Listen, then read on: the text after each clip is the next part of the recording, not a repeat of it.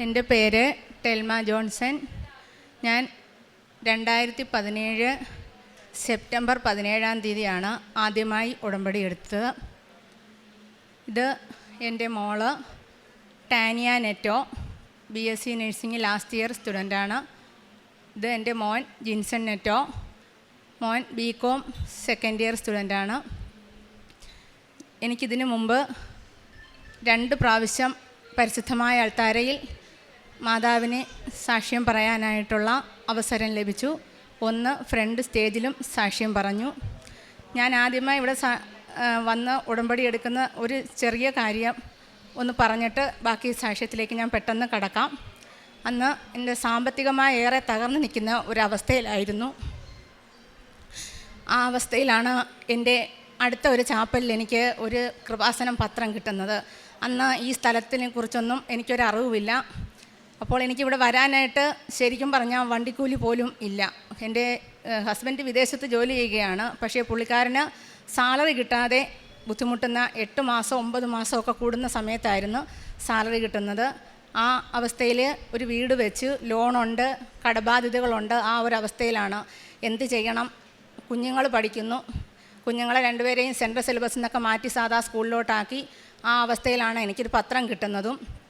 ഞാനിവിടെ ചോദിച്ച് പറഞ്ഞ്, അന്ന് ഇതുപോലുള്ള തിരക്കൊന്നുമില്ല. ഇവിടെ വന്ന് അന്ന് 1 വർഷമാണ് ഉടമ്പടിയുടെ കാലാവധി. അങ്ങനെ വന്ന് ഉടമ്പടി എടുത്തു. ഉടമ്പടി എടുത്ത് ആ ദിവസം തന്നെ എൻ്റെ ജീവിതത്തിലേക്ക് മാറ്റം വരാൻ തുടങ്ങി. ഞാനിവിടെ വന്ന് ഫസ്റ്റ് സാക്ഷ്യം പറഞ്ഞപ്പോൾ ആ ബ്രദർ സാക്ഷ്യം എക്സ്പ്ലെയിൻ ചെയ്ത് ബ്രദർ പറഞ്ഞത്, ഇവിടെ വന്ന് എല്ലാവരും ഉടമ്പടി എടുക്കുന്നത് ജോലി കിട്ടാനാണ്, പക്ഷേ ചേച്ചി വന്നെടുത്തത് ഹസ്ബൻഡിൻ്റെ ജോലി പോകാനാണ്. ഞാൻ പറഞ്ഞു അത് ശരിയാണ്, ഞാൻ അങ്ങനെയാണ്. അങ്ങനെ പുള്ളി പെട്ടെന്ന് തന്നെ ആ ജോലി റിസൈൻ ചെയ്യാനും അതിനുശേഷം നല്ലൊരു കമ്പനിയിൽ ജോലിക്ക് കയറി. അതിന് ഈ 8 വർഷക്കാലം സാമ്പത്തികമായി ഞങ്ങൾക്കേറെ പുരോഗമനം ഉണ്ടാകുകയും എല്ലാ രീതിയിലും ആത്മീയമായി, സാമ്പത്തികമായിട്ടുള്ള പുരോഗമനം കൂടുതലായിട്ട് ആത്മീയമായി ഏറെ വളരാൻ എനിക്ക് സാധിച്ചു. ഇനി എൻ്റെ ഇപ്പോഴത്തെ സാക്ഷ്യത്തിലേക്ക് കടക്കുകയാണ്. എനിക്ക് 2 വർഷത്തിന് മുമ്പായിട്ട് ഒരു കൈപ്പശം ഒരു വേദന വന്നു, ഷോൾഡർ പെയിനായിട്ട്. അപ്പോൾ ഈ വേദന ആരും അത് പറഞ്ഞാൽ പോലും ആരും മനസ്സിലാക്കത്തില്ല. കാരണം ഇന്ന് എല്ലാവർക്കും ഈ വേദനയൊക്കെ ഉണ്ട്. അപ്പോൾ ഞാനിത് ഏറെ ബുദ്ധിമുട്ടി. എനിക്കൊന്നും ചെയ്യാൻ സാധിക്കുന്നില്ല. എനിക്കൊന്ന് തിരിഞ്ഞെൻ്റെ മുടി കെട്ടാനോ സാരി ഉടുക്കാനോ ചുരിദാർ ഇടാനോ ഒന്നും എനിക്ക് കൈ പൊക്കാനോ തിരിയാനോ പോലും എനിക്ക് സാധിക്കുന്നില്ല. ഈ അവസ്ഥയിൽ ഞാൻ അടുത്ത ഒരു ഓർത്തോ ഡോക്ടറെ കാണാൻ പോയി. ഡോക്ടർ എൻ്റെ കൈ പിടിച്ച് നോക്കിയിട്ട് ആദ്യം തന്നെ പറയുന്നത്, ചേച്ചിയുടെ മസിൽസ് എല്ലാം കീറിപ്പോയി, ഇത് ഓപ്പറേഷനിൽ കൂടെ മാത്രമേ ക്യൂർ ആകുകയുള്ളൂ. എനിക്ക് ഓപ്പറേഷൻ ഭയങ്കര പേടിയാണ്. ഞാൻ അപ്പോഴത്തന്നെ അമ്മയോട് പറഞ്ഞ, അമ്മേ, ഞാൻ ഉടമ്പടിയിൽ അമ്മയോട് പ്രാർത്ഥിക്കുന്ന ഒരു മകളാണല്ലോ, ഒരിക്കലും എൻ്റെ ശരീരത്തിൽ കത്തി വയ്ക്കാനിടയാകരുതേ എന്ന്. ആ ഒരു അവസ്ഥയിൽ ഞാൻ മുന്നോട്ട് കുറച്ച് നാളും കൂടെ മുന്നോട്ട് പോയി. 1 മാസത്തോളം എനിക്കൊരു ശകലം പോലും വയ്യ. ഒരു ദിവസം ഞാൻ മുടി കെട്ടാനായിട്ട് കൈ പൊക്കിയപ്പോൾ തല കറങ്ങുന്നത് പോലെ തോന്നി. അപ്പോൾ ഇതധികം മുന്നോട്ട് പോയാൽ പറ്റത്തില്ല. ഞാൻ പെട്ടെന്ന് വീണ്ടും പോയി ഡോക്ടർ പറഞ്ഞതിന് പ്രകാരം ഒരു MRI എടുത്തു. MRIയിൽ എൻ്റെ മസിൽസ് എല്ലാം കീറി എന്നുള്ള റിപ്പോർട്ട് തന്നെയാണ് കിട്ടിയത്. ഞാനങ്ങനെ ഓർത്തോ ഡോക്ടറുടെ ഒരു ഹോസ്പിറ്റലിൽ, ഓർത്തോ മാത്രമുള്ള ഒരു ഹോസ്പിറ്റലിൽ പോയി. ഒറ്റയ്ക്കാണ് ഞാൻ പോയത്. ഹസ്ബൻഡ് വിദേശത്ത് 2 കുഞ്ഞുങ്ങൾ പഠിക്കുകയും ചെയ്യുകയാണ്. സഹോദരങ്ങളെ ആരെയും വിളിച്ചില്ല, ഒറ്റയ്ക്കാണ് പോയത്. അവിടെ ചെന്നപ്പോൾ ഡോക്ടർ ആദ്യം റിപ്പോർട്ട് നോക്കിയിട്ട് പറഞ്ഞത്, ഇത് ഓപ്പറേഷൻ ചെയ്യാതെ വേറെ മാർഗ്ഗമില്ല, പക്ഷേ തൽക്കാലം ഒരു 5 ദിവസത്തേക്ക് ഞാൻ മെഡിസിനൊക്കെ തരാം, ആരെങ്കിലും കൂടെ ഉണ്ടോ എന്ന് ചോദിച്ചു. ഞാൻ ആരെയും കൊണ്ടുവന്നില്ല എന്ന് പറഞ്ഞു. 5 ദിവസം കഴിഞ്ഞപ്പോൾ ഞാൻ ഹസ്ബൻഡിൻ്റെ സഹോദരിയും കൂട്ടി പോയി. അവളോട് ഡോക്ടർ പറഞ്ഞത്, 2 വർഷത്തേക്ക് ഈ ചേച്ചിക്ക് കൈ പൊക്കാനോ ബാക്കിലോട്ട് തിരിയാനോ 1 ഗ്രാം സാധനം പോലും ഈ കൈ കൊണ്ടെടുക്കാനോ സാധിക്കത്തില്ല, അത്രമാത്രം ഇവരുടെ മസിൽസ് എല്ലാം കീറിപ്പോയിരിക്കുകയാണെന്ന് പറഞ്ഞു. കുറേ അധികം മരുന്ന് കഴിച്ചാലേ, അല്ലെങ്കിൽ ഓപ്പറേഷൻ എത്രയും പെട്ടെന്ന് ചെയ്യേണ്ടി വരുമെന്ന് പറഞ്ഞു. അങ്ങനെ ഞാൻ 1 മാസം പോലും, 1 പ്രാവശ്യം കൂടെ ഞാൻ അവിടെ പോയി. പിന്നെ ഞാൻ പോയില്ല. മെഡിസിൻ എല്ലാം വാങ്ങിച്ചു. ഇഞ്ചക്ഷൻ എടുക്കണമെന്ന് പറഞ്ഞ് എനിക്കതൊക്കെ ബുദ്ധിമുട്ടുള്ള കാര്യമാണ്. ഞാനിതൊന്നും എടുത്തില്ല. ഞാൻ ഉടമ്പടി തൈലം എല്ലാ ദിവസവും പ്രത്യക്ഷീകരണ പ്രാർത്ഥന ചൊല്ലുമ്പോഴും അല്ലാതെ എല്ലാ ഉടമ്പടി തൈലം വെച്ച് ഞാൻ പറഞ്ഞ, അമ്മേ, എനിക്ക് എന്നെ നോക്കാൻ ഒന്നാമത് എൻ്റെ വീട്ടിൽ ആരുമില്ല, ഓപ്പറേഷൻ എനിക്ക് പേടിയാണ്, അമ്മ തന്നെ എനിക്ക് വേണ്ടി സൗഖ്യമാക്കി തരണം. അങ്ങനെ ഞാൻ മെഡിസിൻ എല്ലാം മാറ്റിവെച്ചു. ആ ബോക്സ് ഞാൻ പിന്നെ തൊട്ടിട്ട് പോലുമില്ല. ആ മെഡിസിനും ഇഞ്ചക്ഷനുള്ള മരുന്നും എല്ലാം ഞാൻ മാറ്റിവെച്ചിട്ട് ഞാൻ ഉടമ്പടി തൈലം മാത്രം എൻ്റെ കയ്യിൽ പുരട്ടി. അങ്ങനെ എൻ്റെ വീട്ടിലെ ജോലികളെല്ലാം ഞാൻ ചെയ്യാൻ തുടങ്ങി. ഒരു ദിവസം ഞാൻ ബക്കറ്റിൽ തുണിയെടുത്ത് സ്റ്റെയർ കേസ് കയറി മുകളിൽ പോയി. അവിടെ ചെന്നപ്പോഴാണ് ഞാൻ ഏത് കയ്യിലാണ് തുണി ബക്കറ്റ് പിടിച്ചിരിക്കുന്നതെന്ന് അറിയുന്നത്. അത്രമാത്രം വെയിറ്റ് ഞാൻ ആ സമയത്ത് 1 മാസത്തിനകം തന്നെ അത്രയും വെയിറ്റ് പൊക്കി ഞാൻ മുകളിൽ കൊണ്ടുപോയി. പിന്നീട് ഇങ്ങോട്ട് എനിക്ക് ഇതുവരെയും ഈ കയ്യിൽ ഇപ്പോൾ അടുത്ത ദിവസങ്ങളിൽ സ്കൂൾ ഓപ്പൺ ചെയ്ത സമയത്ത് ഡെസ്കും ബെഞ്ചും ഒക്കെ എനിക്ക് പിടിക്കണമായിരുന്നു. അപ്പോഴൊക്കെ എനിക്ക് ഒരു കുഴപ്പവും വന്നില്ല. എൻ്റെ കൈക്ക് ഇപ്പോൾ ഒരു കുഴപ്പവുമില്ല. എൻ്റെ കൈ പൊക്കുന്നതിനോ പുറകോട്ട് തിരിക്കുന്നതിനോ ഒന്നും എനിക്കൊരു കുഴപ്പവുമില്ല. അങ്ങനെ എനിക്ക് അമ്മ കൈ പൊക്കാം, ബാക്കിലോട്ട് തിരിക്കാം, ഒരു പ്രശ്നവുമില്ല. എനിക്കൊന്നും മുടി കെട്ടാനോ ഒന്നും പറ്റത്തില്ലായിരുന്നു. ഞാൻ പള്ളിയിൽ പോകുമ്പോഴൊക്കെ മുടി അഴിച്ചിട്ടുണ്ടായിരുന്നു ഞാൻ പോയിക്കൊണ്ടിരുന്നത്. ആ അവസ്ഥയിൽ അമ്മ എന്നെ ഇത്രമാത്രം സൗഖ്യം തന്നു, അനുഗ്രഹിച്ചു. ഇനി മറ്റൊരു രോഗസൗഖ്യം, എൻ്റെ തൊണ്ടയ്ക്കൊരു വീർപ്പം വന്നു. അങ്ങനെ ഞാൻ ഹോസ്പിറ്റലിൽ ചെന്നപ്പോൾ ഡോക്ടർ ആദ്യം തന്നെ പിടിച്ച് നോക്കിയിട്ട് പറഞ്ഞു, നമുക്ക് ഏതായാലും റിപ്പോർട്ട് വരട്ടെ, ഒരു സ്കാൻ ചെയ്ത് റിപ്പോർട്ട് വരട്ടെ, എന്നിട്ട് മെഡിസിൻ സ്റ്റാർട്ട് ചെയ്യാമെന്നാണ് ഡോക്ടർ പറഞ്ഞത്. കാരണം ആ ഡോക്ടറിനെ കുറിച്ച് എല്ലാവരും പറയുന്നത് ഡോക്ടർ പിടിച്ച് നോക്കുമ്പോഴേ ഡോക്ടർക്ക് മനസ്സിലാവുമെന്നാണ്. അപ്പോൾ എനിക്കൊരു ഫിയറും തോന്നിയില്ല. കാരണം ഞാൻ ഉടമ്പടിയിലായിരുന്ന സമയം തൊട്ട് എനിക്ക് എൻ്റെ ഉള്ളിൽ നിന്നുള്ള എല്ലാ പേടികളും മാറിക്കിട്ടി. അങ്ങനെ ഞാൻ പോയി സ്കാൻ ചെയ്തു. 4 നൊഡ്യൂൾസ് ഉണ്ടെന്ന് പറഞ്ഞു. അത് ഡോക്ടർ പറഞ്ഞു FNC ടെസ്റ്റ് ചെയ്യണമെന്ന് പറഞ്ഞു. അങ്ങനെ ചെയ്തു. ഡോക്ടർക്ക് ഏറ്റവും കൂടുതൽ ഡൗട്ട് തന്നെയായിരുന്നു. പക്ഷേ റിപ്പോർട്ട് വന്നപ്പോൾ എനിക്കൊരു കുഴപ്പവുമില്ല, ഓപ്പറേഷനും ചെയ്യണ്ട, നിങ്ങൾക്ക് എന്തെങ്കിലും മുഖത്തിന് സൗന്ദര്യത്തിന് എന്തെങ്കിലും ബുദ്ധിമുട്ടുണ്ടെങ്കിൽ മാത്രം നിങ്ങൾ ഓപ്പറേഷൻ ചെയ്താൽ മതി, അല്ലാതെ നിങ്ങൾക്ക് മറ്റ് ക്യാൻസറോ മറ്റൊരു രോഗങ്ങളോ ഒന്നുമില്ല എന്ന് ഡോക്ടർ. അത് ഞാൻ ഉടമ്പടി തൈലം എല്ലാ ദിവസവും പുരട്ടി പ്രാർത്ഥിക്കുമായിരുന്നു. പിന്നെ ഇനി എനിക്ക് എൻ്റെ മക്കളെക്കുറിച്ചുള്ള സാക്ഷ്യമാണ് പറയാനുള്ളത്. അവർക്ക് സ്റ്റേജ് ഫിയർ കാരണം പറയാനായിട്ടുള്ള പേടി കൊണ്ടാണ് ഞാൻ തന്നെ പറയുന്നത്, അവരെ നിർത്തിക്കൊണ്ട്. എൻ്റെ മോൾക്ക് +2-ന് 87% മാർക്കേ ഉള്ളായിരുന്നു. അപ്പോൾ അതുകൊണ്ട് കേരളത്തിൽ അഡ്മിഷൻ കിട്ടാൻ ബുദ്ധിമുട്ടായിരുന്നു. അപ്പോൾ കുറേ നേരം ഞങ്ങൾ ട്രൈ ചെയ്തിട്ട് പിന്നെ BSc ഫിസിക്സിന് കോളേജിൽ ചേർത്തു. അങ്ങനെ ഇരിക്കുമ്പോൾ അതിനു മുമ്പേ ഇവിടെ വന്നു അച്ഛനെ കണ്ടു, പ്രാർത്ഥിച്ചു. അപ്പോൾ അച്ഛൻ പറഞ്ഞു അഡ്മിഷനൊക്കെ മോൾക്ക് കിട്ടുമെന്ന് പറഞ്ഞു.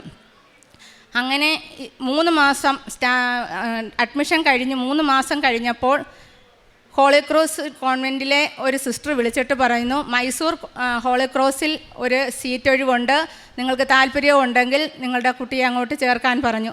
അപ്പോൾ ആദ്യം തന്നെ ഞാൻ മാതാവിനോട് പറഞ്ഞൊരു കാര്യമുണ്ട്, 4 വർഷത്തെ കോഴ്സാണ് എൻ്റെ മോൾ പഠിക്കാൻ പോകുന്നത്. പള്ളിയും പ്രാർത്ഥനയും കുർബാനയും എല്ലാം ഉള്ള ഒരു സ്ഥലം തന്നെ എൻ്റെ മോൾക്കായിട്ട് ഒരുക്കി തരണം.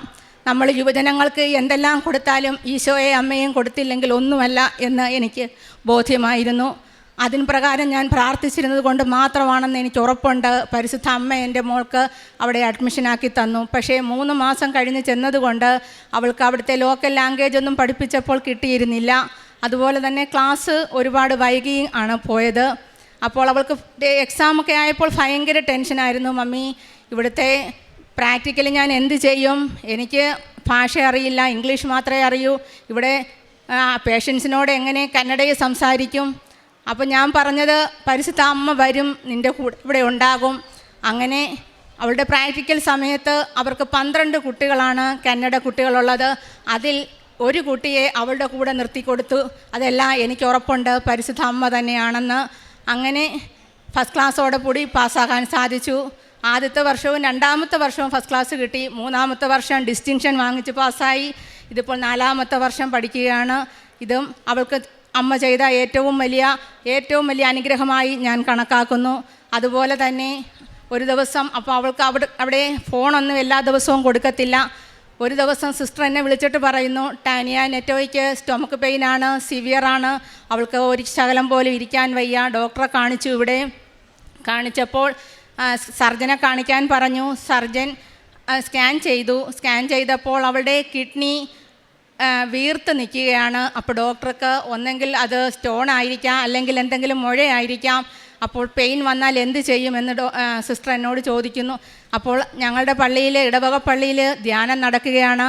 അപ്പോൾ ഞാൻ പറഞ്ഞു, എനിക്കൊരു ഫിയറും തോന്നിയില്ല. ഞാൻ പറഞ്ഞ്, സിസ്റ്ററെ എനിക്ക് പേടിയില്ല, ഞാൻ താണ്ട് ഇവിടുന്ന് ഒരാളെ അങ്ങോട്ട് വിടുന്നുണ്ട്, എൻ്റെ മോടെ അടുത്തോട്ട് എപ്പോൾ എത്തും, ഒരു പ്രശ്നവുമില്ല, സിസ്റ്റർ ധൈര്യമായിട്ടിരിക്കും. നിനക്ക് പേടിയില്ലെങ്കിൽ എനിക്ക് കുഴപ്പമില്ല, നാളെ തൊട്ട് ഓങ്കോളജിയുടെ ക്ലാസ് തുടങ്ങുകയാണ്, പ്രാക്ടീസ് തുടങ്ങുകയാണ്. അപ്പോൾ അവൾ ട്രാവൽ ചെയ്ത് പോകണം. അതുകൊണ്ടാണ് ഞാൻ പറഞ്ഞത്. ഞാൻ പറഞ്ഞു, എനിക്ക് പേടിയില്ല സിസ്റ്ററെ. ഞാൻ പെട്ടെന്ന് വന്ന് ഉടമ്പടി തൈലമെടുത്ത് എൻ്റെ വയറ്റിലും നടുവിലും എല്ലാം പുരട്ടിയിട്ട് ഞാൻ പറഞ്ഞു, എൻ്റെ മോളുടെ ശരീരമായിട്ട് പരിശുദ്ധ അമ്മ ഇത് മനസ്സിലാക്കണം, എന്നിട്ട് അമ്മ പോകണം, എൻ്റെ മോൾക്ക് സൗഖ്യമാക്കി കൊടുക്കണം, എന്ത് രോഗമാണെങ്കിലും.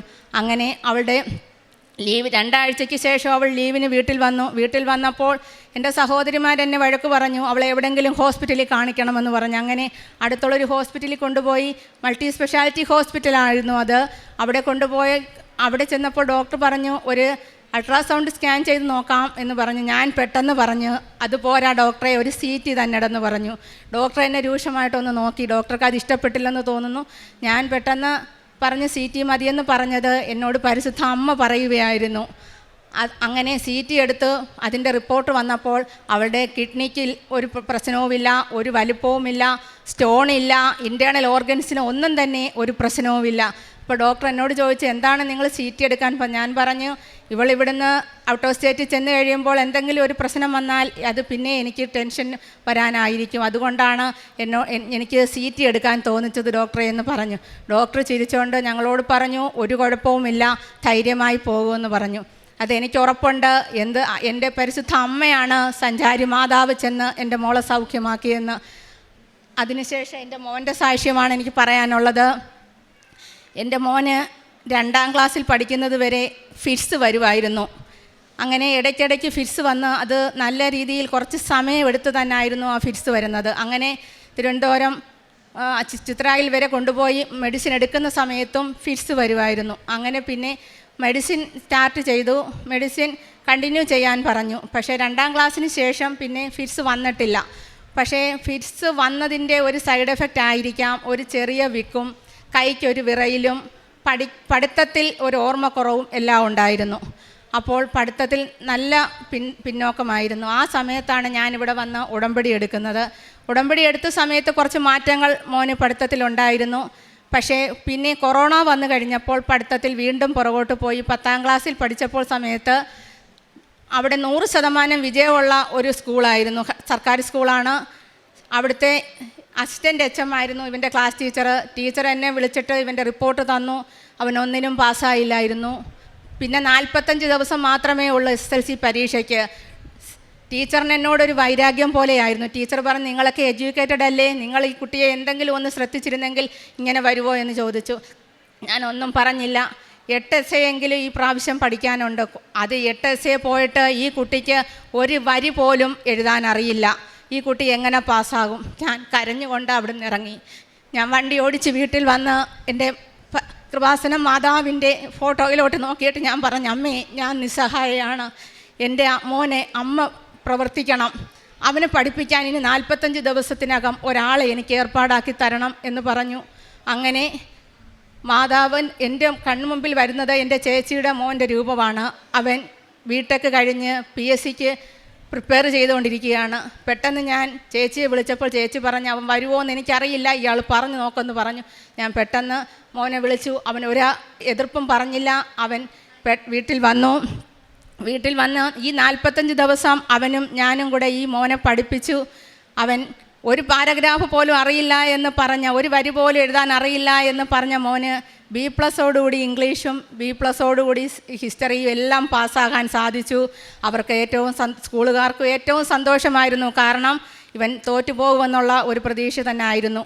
അതിനുശേഷം +2 അഡ്മിഷൻ കിട്ടാനായിട്ട് അടുത്ത ഒരു സ്കൂൾ ആണ് ഞാൻ നോക്കിയത്. കാരണം ഇയാൾക്ക് ഇച്ചിരി ഉറക്കമൊക്കെ കൂടുതലാണ്. അങ്ങനെ ഒരു സ്കൂള് കിട്ടിയത് സർക്കാർ സ്കൂളായിരുന്നു. പക്ഷേ അവിടെ ബെലോ ആവറേജ് കുട്ടികൾ മാത്രം പഠിക്കുന്ന ഒരു സ്കൂളായിരുന്നു. എല്ലാവരും എന്നെ വഴക്ക് പറഞ്ഞു, എന്തിനാണ് അവിടെ ഈ കുട്ടിയെ കൊണ്ട് ചേർത്തത്, ഒന്നാമതേ അവൻ പഠിത്തത്തിൽ പുറകോട്ടാണല്ലോ എന്ന് പറഞ്ഞു. ഞാൻ പറഞ്ഞ് എന്നോട് മാതാവാണ് പറഞ്ഞത് അവിടെ ചേർക്കാൻ, അമ്മയ്ക്ക് അവനിൽ എന്തെങ്കിലും ഒരു പദ്ധതി ഉണ്ടാകും, അവിടെ സ്ക്രൈബ് പിള്ളേർ മാത്രം പാസ്സാകുന്ന ഒരു സ്കൂളാണെന്നാണ് അന്ന് പറഞ്ഞത്. അങ്ങനെ ഞാനിവിടെ കൊമേഴ്സിന് അവിടെ കൊണ്ട് ചേർത്തു. ആ വർഷം പരിശുദ്ധ അമ്മ അവിടെ ചെയ്ത പ്രവർത്തനം വളരെ വലുതാണ്. ഒരു ഗ്രൂപ്പ് ഓഫ് ടീച്ചേഴ്സിനെ അവിടെ പുതിയതായിട്ട് കൊമേഴ്സ് ഡിപ്പാർട്ട്മെൻറ്റിൽ വന്നു. ഇത്രയും ഡെഡിക്കേറ്റും ഇത്രയും സിൻസിയറായിട്ടുള്ള അധ്യാപകർ ഇതിനു മുമ്പ് അവിടെ ഉണ്ടായിട്ടില്ല.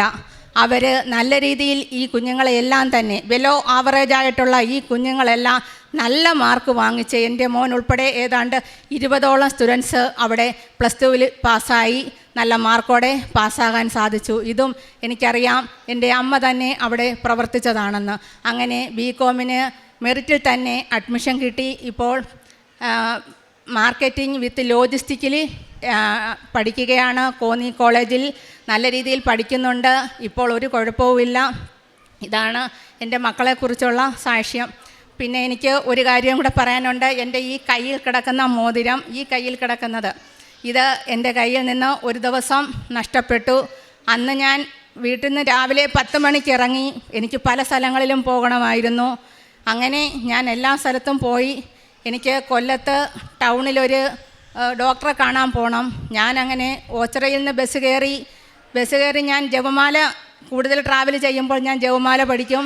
അങ്ങനെ ഞാൻ ജപമാല പഠിച്ച് കൊല്ലത്തെത്തി. കയ്യിലോട്ട് നോക്കിയപ്പോൾ മോതിരമില്ല. എനിക്ക് തന്നെ ഒരു ഐഡൻറ്റിഫൈ ചെയ്യാൻ സാധിക്കുന്നില്ല. കാരണം രാവിലെ 10 മണി തൊട്ട് ഞാൻ ട്രാവലിംഗ് ആണ്. എവിടെ ഇത് നഷ്ടപ്പെട്ടെന്ന് എനിക്കറിയില്ല. അങ്ങനെ ഞാൻ മാതാവിനോട്, എൻ്റെ ഫോണിൽ മാതാവിൻ്റെ വാൾപേപ്പറാണ്, മാതാവിനോട് ഞാൻ പറഞ്ഞു, അമ്മേ ഇപ്പോൾ എന്ത് വിലയായിരിക്കും ഈ സാധനം, എൻ്റെ കയ്യിൽ നിന്ന് നഷ്ടപ്പെട്ടല്ലോ അമ്മേ, എനിക്കിത് ഓർക്കാൻ പോലും സാധിക്കുന്നില്ല. എവിടെയായാലും അമ്മേ ഇത് ആരുടെയും കണ്ണിൽപ്പെടുത്താതെ എനിക്ക് തന്നെ തിരിച്ചു തരണേ. ഇത്രയും ഞാൻ ഫോണിൽ നോക്കിയിരുന്ന അമ്മയോട് പറഞ്ഞു. തിരിച്ച് ഞാൻ സന്ധ്യ കഴിഞ്ഞു എൻ്റെ വീടിൻ്റെ അടുത്തുള്ള ജംഗ്ഷനിലെത്തിയപ്പോൾ ഈ മോൻ എൻ്റെ കൂടെയുണ്ട്. മോന് വെള്ളം വേണമെന്ന് പറഞ്ഞു. ഞാൻ പറഞ്ഞു മോൻ അങ്ങോട്ട് നടാ. അപ്പോൾ എന്നോട് ചോദിച്ചു, മമ്മി എവിടെയാണ് ഈ ഇരുട്ടത്ത് പോകുന്നത്? ഇരുട്ടായല്ലോ, ഇരുട്ടത്ത് എവിടെയാണ് പോകുന്നത്? ഞാൻ ബസ് ഇറങ്ങി നേരെ ഓപ്പോസിറ്റ് ആ ഇരുട്ടിലൂടെ നടന്ന്, എനിക്ക് അപ്പോൾ എൻ്റെ മനസ്സിൽ നീ പോസ്റ്റ് ഓഫീസ്, ഞാൻ രാവിലെ 10 മണിക്ക് പോസ്റ്റ് ഓഫീസിൽ ഈ മോൾക്ക് പാഴ്സൽ അയക്കാൻ പോയിരുന്നു. ഞാൻ നേരെ പോസ്റ്റ് ഓഫീസിലോട്ട് ആ ഇരുട്ടത്ത് നടന്ന് ചെന്ന് ഞാൻ ആദ്യം കാണുന്നത് എൻ്റെ മോതിരം അവിടെ കിടക്കുന്നതാണ്. അന്നേരം 7:30 മണിയായി. അപ്പോൾ രാവിലെ 10 മണിക്കാണ് ഞാൻ ആ പോസ്റ്റ് ഓഫീസിൽ ചെല്ലുന്നത്. അതൊരു കവലയുടെ ജംഗ്ഷൻ തന്നെയായിരുന്നു. ഞാനിത് കുനിഞ്ഞെടുക്കുന്ന കണ്ട് അടുത്തുള്ളവർ ചോദിച്ചു, എന്താ മോളേന്ന് ചോദിച്ചു. ഞാൻ പറഞ്ഞു, എൻ്റെ മോതിരം എടുത്തതാണ്, രാവിലെ എൻ്റെ മോതിരം നഷ്ടപ്പെട്ടു. ഇതെന്തൊരു അത്ഭുതമാണ് കുഞ്ഞേ ഇതെന്ന്. എല്ലാവരും അത് തന്നെയാണ് പറഞ്ഞത്. കാരണം രാവിലെ 10 മണിക്ക് പോസ്റ്റ് ഓഫീസിൽ വെച്ച് നഷ്ടപ്പെട്ട സാധനം ആ 4 കവലയായ സ്ഥലത്ത് 7:30 വരെ പരിശുദ്ധ അമ്മ എനിക്ക് വേണ്ടി തന്നെ വെച്ചിരുന്നു. അങ്ങനെ എനിക്ക് നിരവധിയായ അനുഗ്രഹങ്ങൾ ഈ 8 വർഷത്തോളം മാതാവിൻ്റെ ഉടമ്പടിയിലായതിനു ശേഷം എനിക്ക് കിട്ടിയ അനുഗ്രഹങ്ങൾ ഇവിടെ പറഞ്ഞാൽ തീരില്ല. എൻ്റെ ജീവിത പങ്കാളിയുടെ കുടുംബവുമായിട്ടും ഞാൻ ഏറെ അകന്നു കഴിഞ്ഞ ഒരു സമയത്താണ് ഞാൻ ഇവിടെ വന്ന് ഉടമ്പടി എടുക്കുന്നത്. ഇന്ന് എല്ലാവരുമായിട്ടും നല്ല സൗഹൃദത്തിലും സ്നേഹത്തിലും മുന്നോട്ട് പോകുവാനും സഹിക്കുവാനും ക്ഷമിക്കുവാനും എല്ലാം എനിക്ക് സാധിക്കുന്നുണ്ട്. ഏറെ അനുഗ്രഹങ്ങൾ അമ്മ വഴി എനിക്ക് ലഭിച്ചതിനും ഈശോ വന്ന എല്ലാ അനുഗ്രഹങ്ങൾക്കും ഞാൻ ഏറെ നന്ദി പറയുന്നു. പിന്നെ എൻ്റെ ആത്മീയ ജീവിതം, ഞാൻ എല്ലാ ദിവസവും കുർബാനയ്ക്ക് പോയിക്കൊണ്ടിരുന്നപ്പോഴാണ് ഇപ്പോൾ സ്കൂളിൽ ഒരു KG സെഷനിൽ ഒരു ജോലിക്ക് കയറിയത്. അതുകൊണ്ട് എനിക്ക് എല്ലാ ദിവസവും ഇപ്പോൾ കുർബാനയ്ക്ക് പോകാൻ സാധിക്കുന്നില്ല. ഞാൻ സൺഡേയിൽ മാത്രമാണ് ഇപ്പോൾ കുർബാനയ്ക്ക് പോകാൻ പറ്റുന്നത്. അതിനു മുമ്പ് എല്ലാ ദിവസവും പോകുമായിരുന്നു. അതുപോലെ കുമ്പസാരവും പ്രാർത്ഥനകളും ബൈബിള് ഒരു 4-5 പ്രാവശ്യം പൂർണ്ണമായിട്ട് വായിക്കാൻ സാധിച്ചു. പിന്നെ കിട്ടുന്ന സമയമെല്ലാം ഞാൻ ജപമാല അർപ്പിക്കുന്നുണ്ട്, ജപമാല ചൊല്ലുന്നുണ്ട്. എന്നാൽ ഈ ജോസഫ് അച്ഛൻ ധ്യാനങ്ങളിൽ പറയുന്നത് പോലെ നമുക്ക് എല്ലാം ചിലപ്പോൾ അനുകൂലമായിരിക്കില്ല. അങ്ങനെ ഒരു പ്രതികൂല അവസ്ഥയും എൻ്റെ ജീവിതത്തിൽ ഈ ഉടമ്പടി കാലഘട്ടത്തിലുണ്ടായി. 20 വർഷം ഞാൻ ഒരു ജോലിക്ക് വേണ്ടി അംഗനവാടിയിൽ ഒരു ജോലിക്ക് വേണ്ടി ശ്രമിച്ചിരിക്കുകയായിരുന്നു. ഞാൻ 1-ാം റാങ്കിൽ കിടന്ന ഞാൻ ഇപ്പോൾ 16-ാമത്തെ റാങ്കിലായിപ്പോയി. പക്ഷേ എനിക്ക് വിഷമമില്ല. എല്ലാവരും എന്നോട് ചോദിച്ചു, ഈ ഉടമ്പടിയിൽ നിന്നിട്ട് എന്തേ ജോലി കിട്ടാഞ്ഞതെന്ന്. എനിക്ക് വിഷമമില്ല. ഞാൻ പറഞ്ഞ അമ്മ തന്ന, അത് ചോദിക്കുന്നത് കൊണ്ട് എനിക്ക് എൻ്റെ അമ്മ തന്ന എല്ലാ അനുഗ്രഹങ്ങളും എല്ലാവരോടും പറയാൻ എനിക്ക് സാധിക്കുന്നുണ്ട്. എനിക്കത് എനിക്കൊരു പ്രശ്നമായിട്ടേ എൻ്റെ ജീവിതത്തിൽ ഇപ്പോൾ തോന്നുന്നില്ല. അല്ലാതെ ഏറെ അനുഗ്രഹങ്ങൾ അമ്മ എൻ്റെ ജീവിതത്തിൽ എൻ്റെ കുഞ്ഞുങ്ങളെയും എൻ്റെ ജീവിത പങ്കാളിയെയും എൻ്റെ കുടുംബത്തെയും എൻ്റെ സഹോദരങ്ങളെയും എല്ലാം അനുഗ്രഹിച്ചിട്ടുണ്ട്. എനിക്ക് 3 ചേച്ചിമാരുണ്ട്. 3 പേരും ഉടമ്പടിയിൽ ഈ 7-8 വർഷം കൊണ്ട് ജീവിക്കുന്നവരാണ്. അങ്ങനെ ഞങ്ങളുടെ കുടുംബങ്ങളിലെല്ലാം വളരെ സമാധാനത്തിൽ മുന്നോട്ട് പോകാൻ സാധിക്കുന്നു. പ്രേക്ഷിത പ്രവർത്തനം ഞാൻ പത്രം വാങ്ങിച്ച് ഇപ്പോൾ എനിക്ക് തോന്നുന്നത് എൻ്റെ ഇടവകയിലും എൻ്റെ സമീപ പ്രദേശങ്ങളും അക്രൈസ്തവരായ സഹോദരങ്ങൾ പോലും ഉടമ്പടി എടുത്ത് കഴിഞ്ഞു. അപ്പോൾ ഞാനിപ്പോൾ ദൂരോട്ട് ഓരോ സ്ഥലങ്ങളിലോട്ട് അടുത്തടുത്ത സമീപ പ്രദേശങ്ങളിലോട്ട് ഞാനിപ്പോൾ പത്രം കൊടുക്കുന്നുണ്ട്. പിന്നെ കാരുണ്യ പ്രവർത്തികൾ ഞാൻ പൊതിച്ചോറൊന്നും കൊടുക്കുന്നില്ല. കാരണം ഞങ്ങളുടെ അടുത്ത് ഭക്ഷണ അലമാരകൾ അടുത്തടുത്ത സമീപ പ്രദേശങ്ങളിലുണ്ട്. അതുകൊണ്ട് ഞാൻ രോഗികൾക്ക് എന്നാൽ കഴിയുന്ന വിധത്തിൽ പൈസ കൊടുത്താണ് ഞാൻ സഹായിക്കുന്നത്. ഞാനിവിടെ കൊടുക്കുമ്പോൾ എൻ്റെ ജീവിത പങ്കാളി ദുബായിലാണ് വർക്ക് ചെയ്യുന്നത്. പുള്ളിക്കാരൻ അവിടെ എല്ലാ മാസവും അദ്ദേഹത്തിൻ്റെ ശമ്പളം കിട്ടുമ്പോൾ ഒരു വിഹിതം ചാരിറ്റിക്ക് വേണ്ടി കൊടുക്കുന്നുണ്ട്. അതൊക്കെയാണ് ഞങ്ങളുടെ പ്രേക്ഷിത പ്രവർത്തനവും കാരുണ്യ പ്രവർത്തികളും. ഇത്രയും അനുഗ്രഹങ്ങൾ ചെയ്ത പരിശുദ്ധ അമ്മയ്ക്കും ഈശോയ്ക്കും 1000 നന്ദി. നിത്യതയോളം ഈശോയോട് ചേർന്ന് നിന്നുകൊണ്ട് ആത്മാവിനെ സംരക്ഷിക്കുവാൻ സാധിക്കണമെന്നുള്ള പ്രാർത്ഥനയോടെ എൻ്റെ ഉടമ്പടി സാക്ഷ്യം ഇവിടെ നിർത്തുന്നു. യോഹന്നാൻ്റെ സുവിശേഷം 11-ാം അധ്യായം 40-ാം തിരുവചനം പറയുന്നു, യേശു അവളോട് ചോദിച്ചു, വിശ്വസിച്ചാൽ നീ ദൈവമഹത്വം ദർശിക്കുമെന്ന് ഞാൻ നിന്നോട് പറഞ്ഞില്ലേ? ഇതെല്ലാം ഈശോ നമ്മോട് മുൻപേ പറഞ്ഞിട്ടുള്ള കാര്യങ്ങളാണ്. ഉടമ്പടിയിലേക്ക് എത്തുമ്പോഴാണ് നാം വചനം ശ്രദ്ധയോടെ വായിക്കുമ്പോൾ ഈശോ ഇതെല്ലാം വളരെ മുൻപ് നമ്മോട് പറഞ്ഞിരുന്നു എന്ന് നാം മനസ്സിലാക്കുന്നത്. നിന്നോട് ഞാൻ പറഞ്ഞിട്ടില്ലേ? ഈശോ എപ്പോഴും നമ്മെ ഓർമ്മിപ്പിക്കുന്നുണ്ട്, ഇതെല്ലാം ഞാൻ നിങ്ങളോട് പറഞ്ഞിട്ടുണ്ട്. ലാസർ മരിച്ചു കഴിഞ്ഞപ്പോൾ മർത്തയും മറിയവും ഒരേ സ്വരത്തിൽ വാവിട്ട് ഈശോയോട് കരഞ്ഞു പ്രാർത്ഥിക്കുന്നുണ്ട്, നീ ഇവിടെ ഉണ്ടായിരുന്നെങ്കിൽ ഞങ്ങളുടെ സഹോദരൻ മരിക്കില്ലായിരുന്നുവെന്ന്. നമ്മുടെ സങ്കടകാലങ്ങളിലെല്ലാം നാം ഈശോയോട് ചോദിക്കുന്നൊരു കാര്യം ഇതാണ്, നീ എവിടെയാണ്? നീ ഞങ്ങളുടെ സങ്കടങ്ങളൊന്നും കാണുന്നില്ലേ? പരിശുദ്ധ അമ്മയോട് നാം പറയും, അമ്മേ, ഞാൻ ഉടമ്പടിയെടുത്ത് പ്രാർത്ഥിച്ചിട്ട് എന്തേ നീ ഇതെനിക്ക് സാധിച്ചു തരാത്തതെന്നൊക്കെ നാം എപ്പോഴും വളരെ സങ്കടത്തോടെ പ്രാർത്ഥിക്കുന്നുണ്ട്. പക്ഷേ സുവിശേഷം പറയുന്നു, മർത്ത ആദ്യം പറഞ്ഞപ്പോൾ ഈശോ ആശ്വസിപ്പിച്ചു. മറിയം രണ്ടാമത് പറഞ്ഞപ്പോഴാണ് ഈശോ അവിടെ നിന്ന് അനങ്ങി വേഗം ലാസറിൻ്റെ കുഴിമാടത്തിലേക്ക് വരുന്നത്.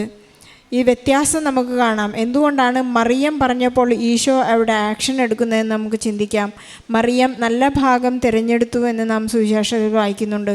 എല്ലാവരും കരയുന്നതും പ്രാർത്ഥിക്കുന്നതുമെല്ലാം ഒരേ കാര്യം തന്നെയാണെങ്കിലും ചിലരോട് ഈശോയ്ക്കൊരു പ്രത്യേക ഇഷ്ടം, പ്രത്യേക സ്നേഹമുണ്ടെന്നാണ് സുവിശേഷം നമ്മോട് പറയുന്നത്. യോഹന്നാൻ തന്നെക്കുറിച്ച് തന്നെ പറയുന്ന കാര്യം ഇതാണ്, താൻ സ്നേഹിക്കുന്ന ശിഷ്യൻ എന്നാണ് യോഹന്നാൻ തന്നെക്കുറിച്ച് പറയുന്നത്. നമുക്ക് ഓരോരുത്തർക്കും പറയാൻ സാധിക്കുന്നൊരു കാര്യം ഇതാണ്, ഈശോ സ്നേഹിക്കുന്ന വ്യക്തിയാണ് ഞാൻ സ്നേഹിക്കുന്ന ഈശോ എന്ന് നമുക്ക് പറയാൻ സാധിക്കുന്ന വലിയ ജീവിത സാക്ഷ്യങ്ങളാണ് നാം ഇപ്പോൾ കേട്ടുകൊണ്ടിരിക്കുന്നത്. ഡൽമ ജോൺസൻ്റെ മനോഹരമായ ഈശോ സ്നേഹിക്കുന്ന പരിശുദ്ധ അമ്മ മാധ്യസ്ഥം വഹിക്കുന്ന ഒരു വലിയ സാക്ഷ്യമാണ് നാം കേട്ടത്.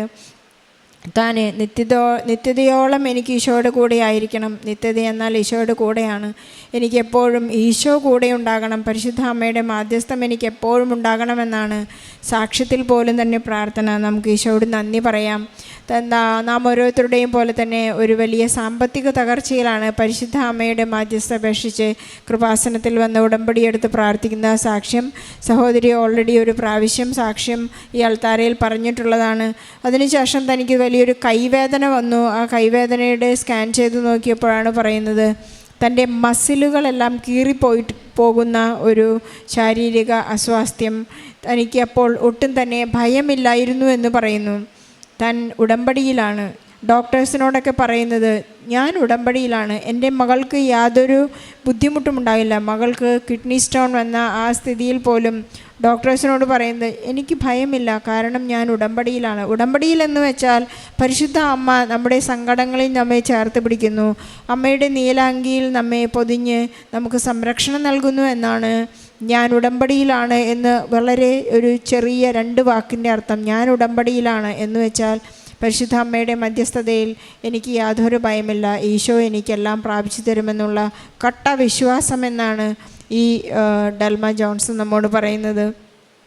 തൻ്റെ മകൾക്കൊരു തൊണ്ടയിൽ വീർപ്പ് വന്നപ്പോൾ ക്യാൻസർ ആണെന്ന് സംശയിച്ചു. താൻ ഉടമ്പടിയിലാണ്, എനിക്ക് ഭയമില്ല. മകൾക്ക് കിഡ്നി സ്റ്റോൺ വന്നു, എനിക്ക് പേടിയില്ല, കാരണം ഞാൻ ഉടമ്പടിയിൽ. ഉടമ്പടി തൈലവും ഉപ്പും ഉടമ്പടി വസ്തുക്കളുടെ ഉപയോഗം മാത്രമാണ് പിന്നെ എല്ലാ സൗഖ്യത്തിനും ദിവ്യ ഔഷധമെന്ന് ഇവർ ഏറ്റുപറയുന്നു. തൻ്റെ മകന് വളരെ ചെറുപ്പത്തിൽ തന്നെ ഫിറ്റ്സ് ഉണ്ടായിരുന്നു. ആ ഫിറ്റ്സിൻ്റെ ആഫ്റ്റർ ഇഫക്റ്റായി മറ്റു പല പരിമിതികളും ഉണ്ടായതുകൊണ്ട് മകനെക്കുറിച്ച് വളരെ ആശങ്കയുള്ളവരായിരുന്നു. പക്ഷേ ഉടമ്പടിയിലേക്ക് വന്നപ്പോൾ ഇന്ന് മകൻ എത്തി നിൽക്കുന്നത് സംസാരിക്കാനും അതുപോലെ തന്നെ പഠിക്കാനും ഓർമ്മക്കുറവുള്ള ഒരു അവസ്ഥ മകനുണ്ടായിരുന്നു. പക്ഷേ ഉടമ്പടിയിലേക്ക് വന്നപ്പോൾ ഇന്ന് ഈ മകൻ്റെ സ്റ്റാറ്റസ് വളരെ വ്യത്യസ്തമാണ്. മകൻ ഇന്ന് BCom കഴിഞ്ഞ് മാർക്കറ്റിംഗ് ലോജിസ്റ്റിക് പഠിക്കുന്ന ഒരു വലിയ സ്ഥിതിയിലാണ്. നമുക്ക് ഓർമ്മയും ബുദ്ധിയും അറിവും സ്നേഹവും എല്ലാം നൽകുന്നത് പരിശുദ്ധാത്മാവാണ്. പരിശുദ്ധാത്മാവിൻ്റെ മണവാട്ടിയാണ് പരിശുദ്ധ അമ്മ. പരിശുദ്ധ അമ്മയ്ക്ക് നൽകാൻ കഴിയാത്തതും എത്തിപ്പെടാൻ കഴിയാത്തതുമായ യാതൊരു അവസ്ഥകളുമില്ല. അതുകൊണ്ട് നമുക്ക് പരിശുദ്ധ അമ്മയെ എപ്പോഴും കൂട്ടുപിടിക്കാനുള്ള ആ ഒരു പ്രവണത എന്ന് പറയാം. പരിശുദ്ധ അമ്മ നമ്മോട് കൂടെ ഉണ്ടായിരിക്കട്ടെ എന്ന് നമുക്ക് എപ്പോഴും ആഗ്രഹിക്കാം.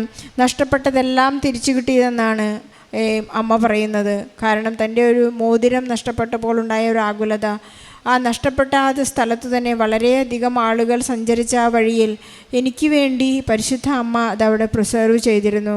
ഒരു അരണ്ട വെളിച്ചത്തിൽ ഈവനിങ് ടൈമിൽ എനിക്ക് ആ മോതിരം അവിടെ നിന്ന് ലഭിച്ചു. അങ്ങനെ തനിക്ക് നഷ്ടപ്പെട്ടതെല്ലാം ഒന്നും തന്നെ ഒരു നഷ്ടമല്ല. വിശുദ്ധ പൗലോസ്ലീഹ പറയുന്നത് പോലെ ഞാനെല്ലാം ഈശോയ്ക്ക് സമർപ്പിച്ചപ്പോൾ ഞാനെല്ലാം പിന്നിലേക്ക് വലിച്ചെറിയുന്നു, കഴിഞ്ഞു പോയതെല്ലാം ഞാൻ പിന്നിലേക്ക് വലിച്ചെറിയുന്നു. എൻ്റെ ഹസ്ബൻഡിൻ്റെ കുടുംബവുമായി എനിക്കൊരു സ്വരച്ചേർച്ചയുണ്ടായിരുന്നു, ഒരു പിണക്കമുണ്ടായിരുന്നു.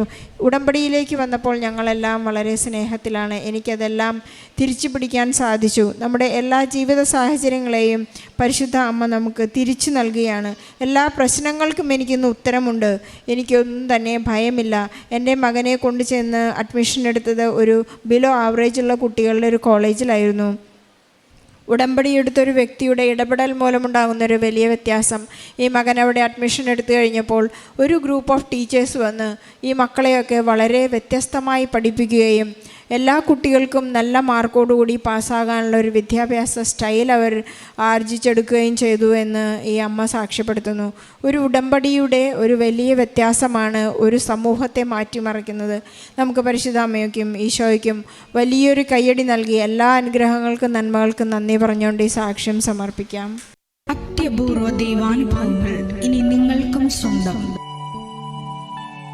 ഈ യൂട്യൂബ് ചാനൽ ഇതുവരെ സബ്സ്ക്രൈബ് ചെയ്തിട്ടില്ലെങ്കിൽ ഇപ്പോൾ തന്നെ സബ്സ്ക്രൈബ് ചെയ്യുക.